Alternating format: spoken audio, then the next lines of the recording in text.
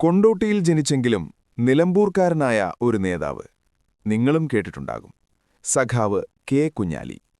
രണ്ടാം ലോകമഹായുദ്ധകാലത്ത് സൈനികനായിരുന്നു അദ്ദേഹം. പിന്നീട് അദ്ദേഹം നിലമ്പൂർ തോട്ടം തൊഴിലാളികളുടെ പ്രിയപ്പെട്ട നേതാവായി മാറി.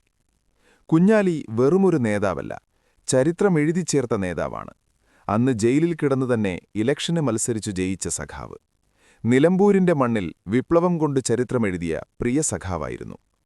50കളിൽ നിലമ്പൂരെത്തിയ കുഞ്ഞാലി ആ നാട്ടിലെ ജന്മിമാരുടെ ഉറക്കം കെടുത്തി. സാധാരണ തൊഴിലാളികളുടെ ശബ്ദമായി മാറിയ അദ്ദേഹം പെട്ടെന്ന് തന്നെ തൊഴിലാളികളെ സംഘടിതരാക്കി. അതോടെ തോട്ടം മുതലാളികളുടെയും അവർക്ക് ചുക്കാൻ പിടിച്ചിരുന്ന രാഷ്ട്രീയക്കാരുടെയും ഉറക്കം കെടുത്തി. അവർക്ക് കുഞ്ഞാലി ഒരു നിത്യ തലവേദനയായി മാറി. പ്രിയപ്പെട്ട തൊഴിലാളികൾക്ക് വേണ്ടി പോരാടിയ അദ്ദേഹം തനിക്കെതിരാളികൾ ഒരുക്കുന്ന ചതിക്കുഴികൾ പേടിയില്ലായിരുന്നു. കാരണം അദ്ദേഹം ഒരു തികഞ്ഞ കമ്മ്യൂണിസ്റ്റ് വിപ്ലവകാരിയായിരുന്നു. ആക്രമണം അപ്രതീക്ഷിതമായിരുന്നു. ഇരുട്ടിന്റെ മറവിൽ മറഞ്ഞിരുന്ന കൊലയാളികൾ ലക്ഷ്യം കണ്ടുകഴിഞ്ഞിരുന്നു. ചോരയിൽ കുതിർന്ന തന്റെ നേതാവിനെ താങ്ങിയെടുത്ത് അനുയായികൾ ഓടി. ആംബുലൻസുകളില്ലാത്ത, സൗകര്യങ്ങൾ കുറഞ്ഞ ആ കാലത്ത് ഒരു ജീവനു വേണ്ടിയുള്ള നെട്ടോട്ടമായിരുന്നു അത്. കോഴിക്കോട് മെഡിക്കൽ കോളേജിലെ ആ ശസ്ത്രക്രിയാ മുറിക്ക് മുന്നിൽ ആയിരങ്ങൾ തടിച്ചുകൂടി. എല്ലാവരുടെയും പ്രാർത്ഥന ഒന്നിനു മാത്രമായിരുന്നു: തങ്ങളുടെ കുഞ്ഞാലി മാസ്റ്റർ തിരിച്ചുവരും. ശ്വാസകോശത്തെയും ആന്തരാവയവങ്ങളെയും തകർത്ത ആ വെടിയുണ്ടയോട് അദ്ദേഹം 2 ദിവസം പൊരുതി.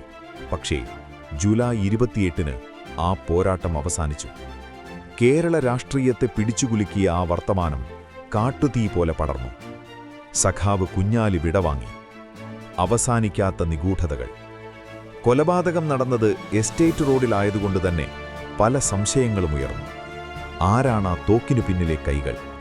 കോൺഗ്രസിന്റെ കരുത്തനായ നേതാവ് ആര്യാടൻ മുഹമ്മദും കുഞ്ഞാലിയും തമ്മിലുള്ള രാഷ്ട്രീയ പകയാണോ ഇതിനു പിന്നിൽ? കുഞ്ഞാലി മരണശയ്യയിൽ വെച്ച് നൽകിയ മൊഴിയിൽ തന്റെ ശത്രുക്കളുടെ പേര് പറഞ്ഞിരുന്നോ എന്നത് ഇന്നും തർക്കവിഷയമാണ്.